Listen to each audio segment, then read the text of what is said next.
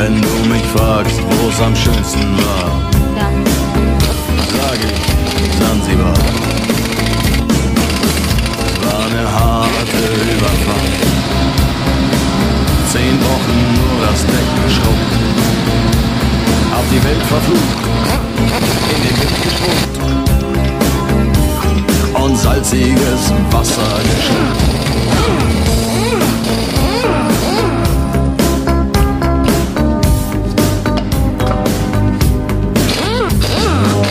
Als wir den Anker warfen, war es himmlische Ruhe und die Sonne stand senkrecht am Himmel.